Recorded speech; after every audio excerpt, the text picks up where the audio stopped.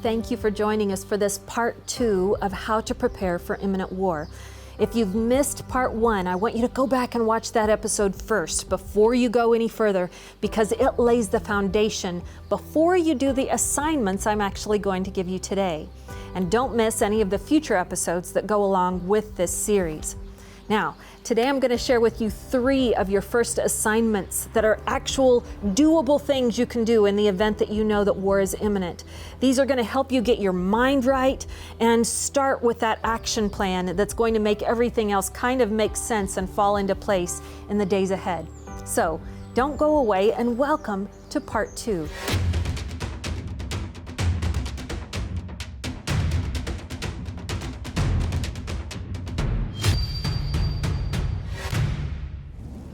In each part of this series, you're going to notice I'm giving you practical, specific actions to take.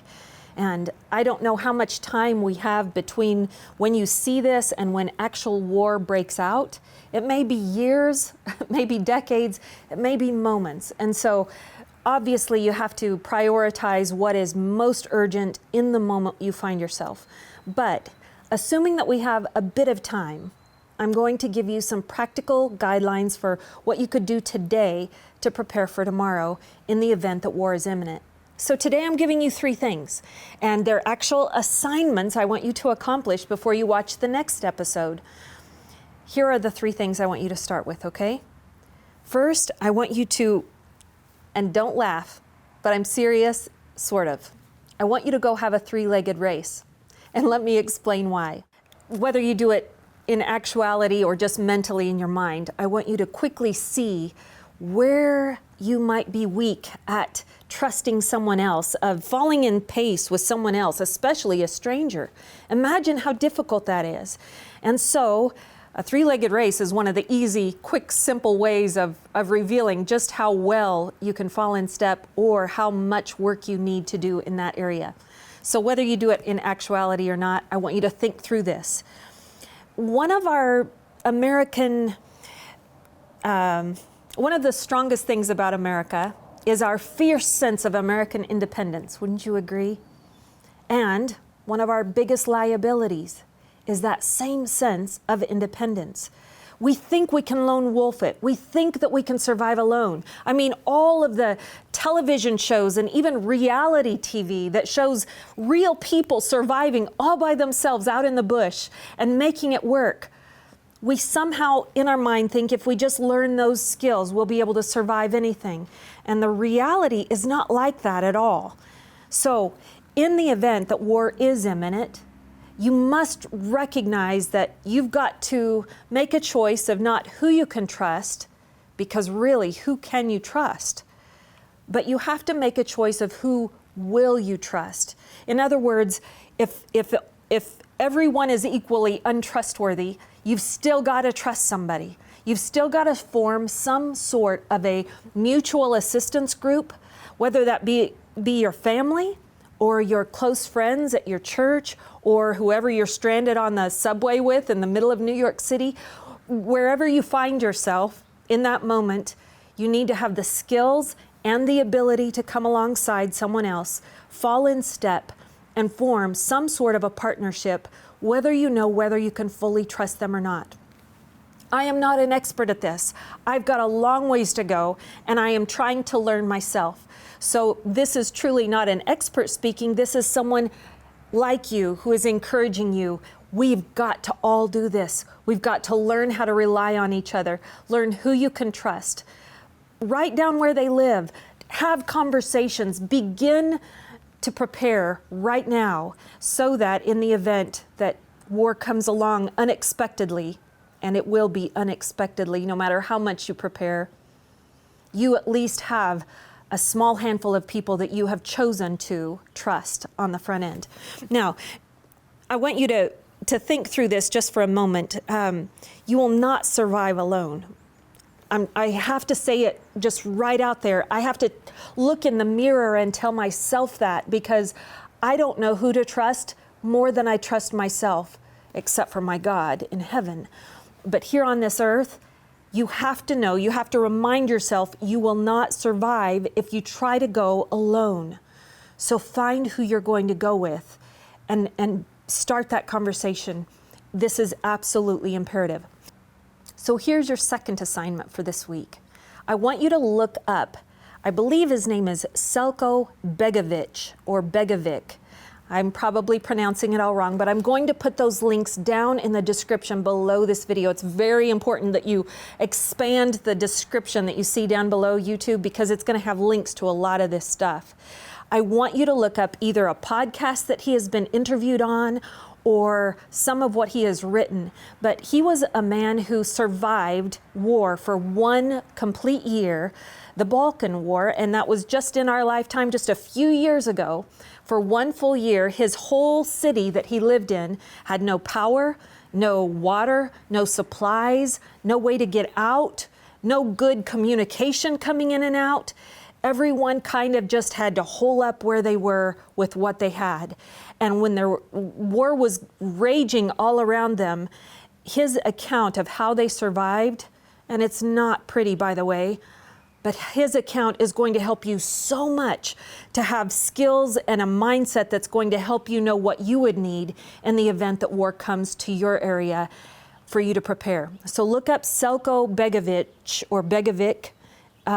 And also, I did just learn, I haven't even read it yet myself, but I've got it ordered, his book called The Dark Secrets of SHTF Survival. I'll put a link down below this video, and I think that it's important. I have heard that it has a big disclaimer on the front end, that it has some very gruesome, very real scenarios that he had to live through that are described, and so this is not for the faint of heart. I don't know his personal relationship with the Lord, so it might have some vulgar language, but obviously war itself is exceptionally vulgar, and so have a discerning mind and read carefully, but I would strongly recommend for you also that you might want to get his book and read that as quickly as possible. It gives insights that I can't even begin to go into, but I have soaked up everything he has said so far to prepare myself, and I know it will help you also. All right, that's assignment number 2. And third assignment is a very simple one. I want you to go out and make sure that you have a U.S. Army military manual. Now, it could be for any branch of the military, okay? So whichever one you prefer. But an easy one to get your hands on is the one for the Army. You can also find it online. You can also download it so that it's available offline. And I would strongly encourage that. So you have a digital copy as well as a physical copy of that. You will notice, like we mentioned last week in our first episode, that one of the very first things that it addresses is mindset and how absolutely vital it is that you know that you're going to stay standing even if everybody else gives up. But I won't harp on that right now. I just want you to get the U.S. Army Military Manual or one of the branches of military and start looking at it. Flip it open. Don't just have it, but actually flip it open and start soaking up some of the things that every man who joins the military and woman is taught from day one, because there's a reason that they have put them in the order that they are found in the manual. And you will also need that for days to come when you feel stymied and scared and you don't know what the next step is. That manual is going to give you a place to start. Now, along those lines, let me just say this kind of in closing, and that is, I heard once, and I believe it was from Gloria Gaither, if you know who she is, but she has said some of the wisest things over the years, and she is a beautiful woman of God. But one of the things that I think it was her that said this, she said when she was a child, she asked her mother how to know the will of God.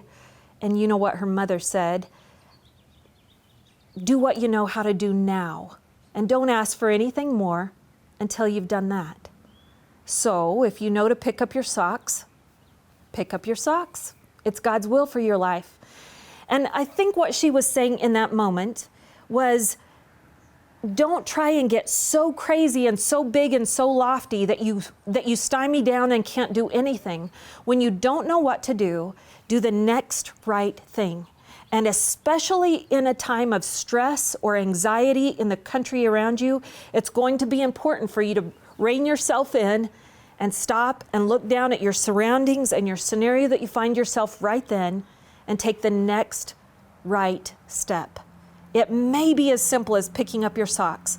It may be as simple as just getting one extra canned good when you go to the store next. It might be very, very small and looks exceptionally insignificant in the moment, but each thing that you can do in the right direction is going to help you, no matter how crazy the world looks around you. So do the next right thing. All right, I'll see you in the next episode when we cover some more very specific things that are going to help you prepare in the event that war is imminent. Thank you for joining us today. And I want to say this. Share this with someone you love.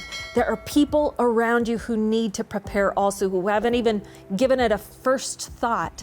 And so in these episodes where we're being very specific in the actions that can be taken leading up to war, these need to be watched and digested, so to speak, as far in advance as possible, not at the last moment.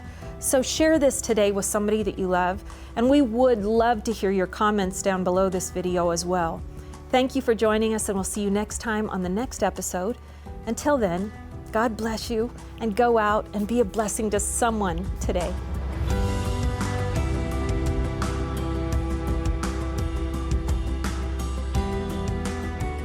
Hey there, before you go, I would love to share with you a quick word out of the New Testament in the Holy Bible. This is out of Romans, and it's chapter 8, verse 2. It says this: "The mind that is governed by the flesh is death, but the mind governed by the Spirit is both life and peace." It's getting dark out there. Now go out and glow.